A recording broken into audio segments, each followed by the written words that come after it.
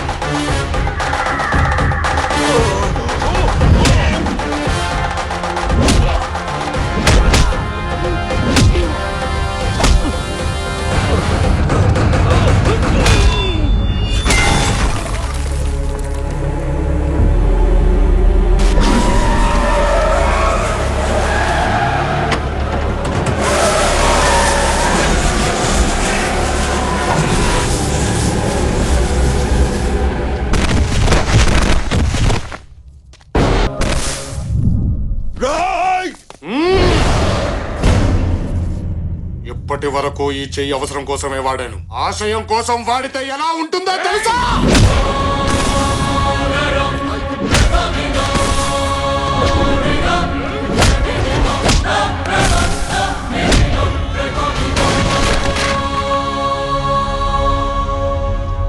నా దేహం నీదా, చచ్చినా వదిలిపెట్టవా?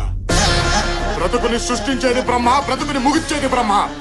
ఆ రెండిటి మధ్యలో వాడు దొంగవుతాడో దొరవుతాడో, నీ పొగుడవుతాడో బ్రహ్మ రాతను మార్చడానికి నువ్వెవడివిరా? మా గురించి, ఈ ప్రాంత చరిత్ర గురించి తెలియకుండా మాట్లాడుతున్నా. చరిత్ర సృష్టించేవాడెప్పుడు చెప్పినాడు, గుండె దమ్ముల్లో నుంచి పుడతాడు, నిలబడతాడు, మొదలు పెడతాడు. చరిత్ర సృష్టించే తిరిగి వెళతాడు. అది కాదనుకుంటేనే ఇలా కొట్టానంటే, ఒక్కసారి ఊరు నాది, వంశం నాది, జనాలు నా వాళ్ళు, వాళ్ళ సమస్య నాది అని అనుకుని కొడితే అది ఈ ఇంకో 10 తరాలు నీ వంశంలో మగబిడ్డ పుట్టానంటేనే భయపడతాడు.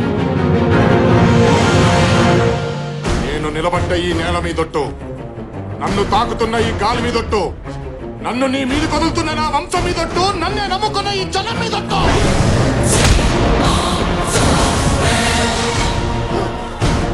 నిలబడుతున్నా, టీ కొడుతున్నా, ఇక ఈ ప్రాంతంలో నీ జెండా ఎగరనివ్వను. ఈ గడ్డ మీద ఒక్క ప్రాణము పోనివ్వను. కెలకొద్దు.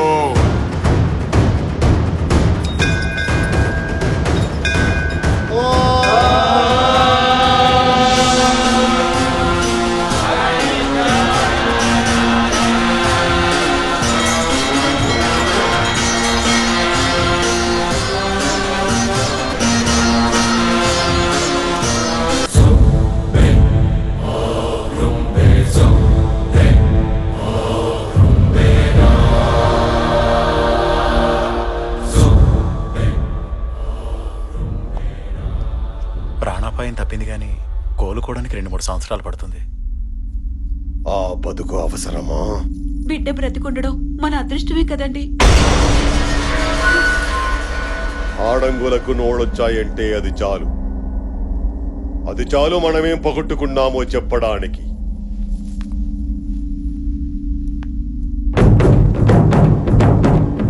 వాడు తాంబూలం తీసుకోలేదు, బరిలోకి దిగలేదు, కత్తి పట్టలేదు, ప్రాణాలు తీయలేదు. గెలిచాడు. జనం జై కొట్టారు, వేద పండితులు చత్రం పట్టారు. వాడక్కడున్నాడు, మనం ఇక్కడున్నాం.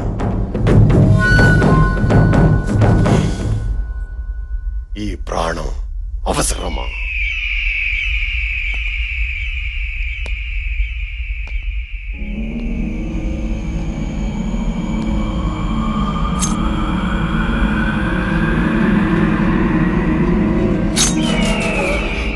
ముయ్యండి. రాజవంశంలో పుట్టారా, దారిలో పుట్టారా? వాడికి పాడ కట్టొద్దు, పిండం పెట్టొద్దు. ఇంట్లో కుక్క చచ్చిందని అనుకోండి, ఈడ్చి పారేయండి. రాబోయే 14వ రోజే వాడిని బరిలో దించాలి. జై కొట్టిన జనాల ముందే వాడి తల కొట్టాలి. మోహించండి రణగారా.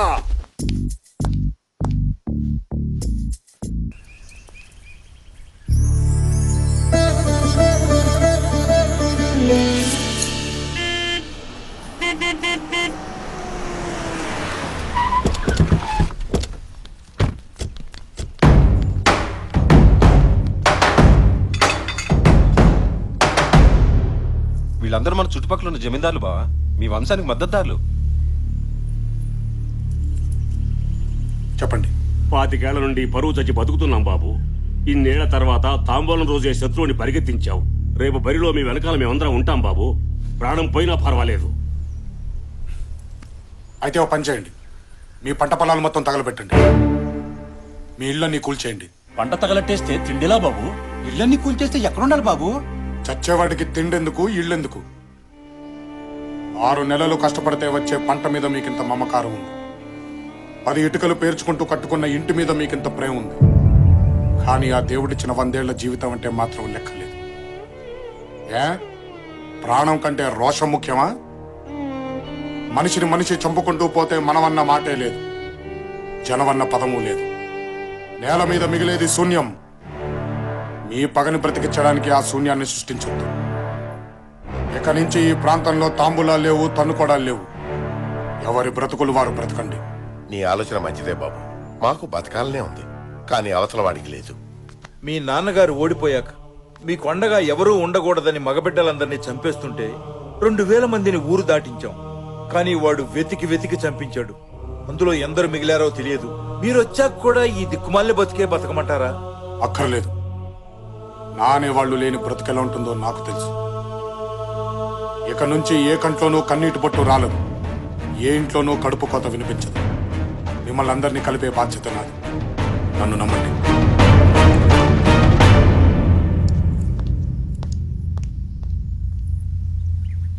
నాన్న, వీడు నా బిడ్డేనా?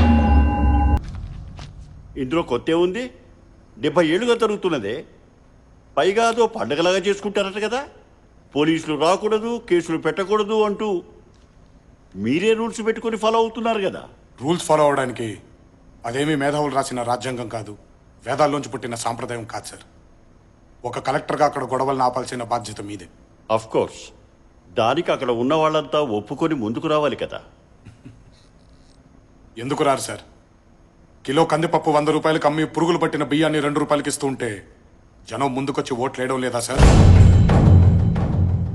నీళ్లు లేకపోయినా ప్రాజెక్టుల పేరు చెబితే ఎగురుకుంటూ వచ్చి జెండాలు పట్టుకుని తిరగడం లేదా సార్? మీ జీవితాలే మారిపోతాయి అని అరచేతిలో ఫ్యాక్టరీలు చూపిస్తే తల్లిలాంటి పొలాల్ని వదులుకోవడం లేదా సార్? మా ఆయన్ని ఈజీగా నమ్మే జనం కొంచెం కష్టపడితే మంచిని నమ్మరా సార్? నోళ్లు లేని కోళ్ల పందాల్ని రద్దు చేసినప్పుడు ఆనందపడ్డ ఈ జనం మనిషిని మనిషి చంపుకోవడం తప్పు అనంటే ఒప్పుకోరా సార్? ఇన్నేళ్లుగా మా ముందుకు ఎవ్వరూ రాలేదు. ఫస్ట్ టైం నువ్వు వచ్చావు. నిజంగా నువ్వు బాధతో వచ్చావా, భయంతోటా? భయంతోనే సార్. ఏ బిడ్డ చనిపోతే ఏ తల్లి కళ్ళల్లో నీళ్లు చూడాలోనన్న భయం సార్. ఏ తండ్రి చనిపోతే ఏ బిడ్డ అనాథగా రోడ్డు మీద పడతాడోనన్న భయం సార్. కానీ ఎంత భయపడే గుండెల్లో మీరు భయపడే నిజం కూడా ఉంది సార్. మీ కాగితంతో పని కాదు, కత్తే పట్టాలనుకుంటే 5 నిమిషాలు సార్. Just 5 minutes. కంప్లైంట్ ఇవ్వడానికి ఆ కాంపౌండ్ లో ఒక్కడు కూడా మిగలడు. అది జరగకూడదనే మీ దాకా వచ్చాను సార్. దయచేసి నా దాకా రానివ్వకండి. ఒక సిటిజన్గా నీ కమిట్మెంట్ నాకు నచ్చింది. ఒక ఆఫీసర్గా నా డ్యూటీని పూర్తి చేస్తాను. All the best.